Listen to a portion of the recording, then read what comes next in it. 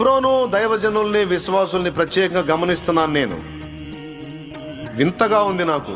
ఇప్పటి వరకు నాకు దృష్టిలోకి వచ్చిన వాళ్ళలో, మన తరంలో నాకు దృష్టిలోకి వచ్చిన వాళ్ళలో హతసాక్షులైన వాళ్ళలో ఎక్కువ మంది హెబ్రోన్ వాళ్ళు ఉన్నారు.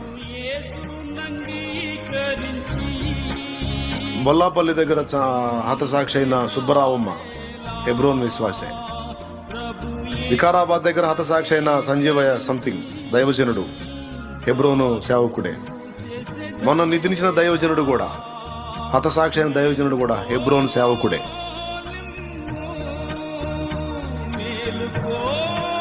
ఢిల్లీలో కూడా హెబ్రోను సేవకుడు.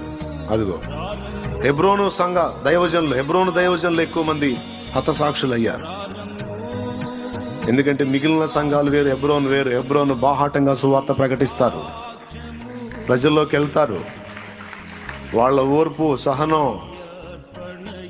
స్పెషలే. ఆ సువార్త చెప్తుంటే వాళ్ళని తిట్టి కొట్టి దూషించి తరుముతా ఉంటే గొర్రె పిల్ల కనపడేది అక్కడ వాళ్ళని చూస్తే మనకి. అదే ప్లేస్లో నువ్వు నేను ఉన్నావు అనుకో, కరపత్రాల సంచి ఆడబెట్టి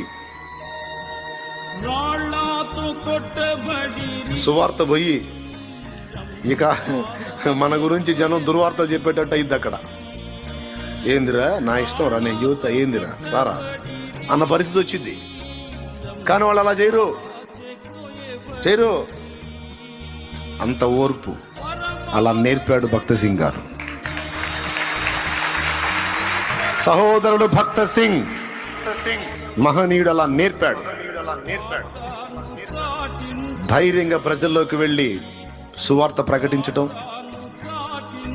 దేవుని నామాన్ని మహిమపరచటం, ప్రభు సువార్తను ఊరేగించటం, మోకాళ్ళుని ప్రార్థన చేయటం, ఓర్పు సహనాలతో సాత్వికంతో తగ్గించుకుని గొర్రెవలె దాటి వెళ్ళిపోవడం మొదలైనవన్నీ నేర్పాడు ఆ మహనీయుడు. గొప్ప భక్తులండి. వాళ్ళ పాదాలు గడగడానికి కూడా అర్హత లేని అంత గొప్ప భక్తులు వాళ్ళు. వాళ్ళ గురించి కూడా తేలిగ్గా మాట్లాడే దరిద్రులు తయారయ్యారు ఇప్పుడు.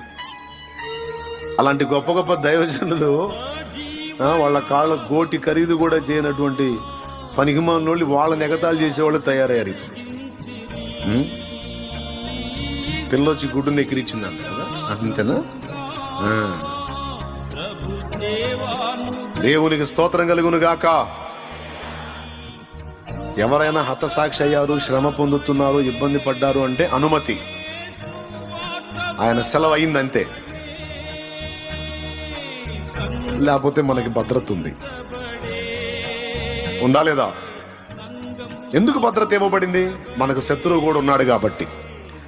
దైవ చిత్త ప్రకారం మనం పని చేయకుండా వాడు నిరంతరం అడ్డగిస్తూ ఉంటాడు కాబట్టి మనకి భద్రతను ఏర్పరిచాడు తండ్రి. ఎందుకు భద్రత ఏర్పరిచాడు? దేవుని పిల్లలమైనందుకు శత్రువు మనల్ని టార్గెట్ చేస్తాడు. సామాన్యుడి పిల్లలకి టార్గెట్ ఉంటుందా? రాజుగారి పిల్లలకి టార్గెట్ ఉంటుందా? శత్రువుల నుండి.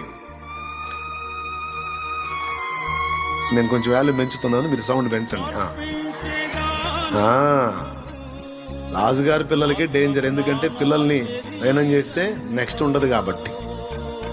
సామాన్యుడి బిడ్డ కంటే కూడా రాజు శత్రువుకి స్పెషల్ గా టార్గెట్ అవుతాం. అంతా స్పెషలే, మన టార్గెట్ కూడా స్పెషలే, ట్రీట్మెంట్ స్పెషలే, నడిపింపు స్పెషలే, అంతా స్పెషలే. మరి శత్రువులు కూడా మనకి మిగిలిన వాళ్ళ కంటే డిఫరెంట్ గానే ఉంటారు, దాడులు అంతే ఉంటాయి. అయితేనే భద్రత కూడా అంతే ఉంది.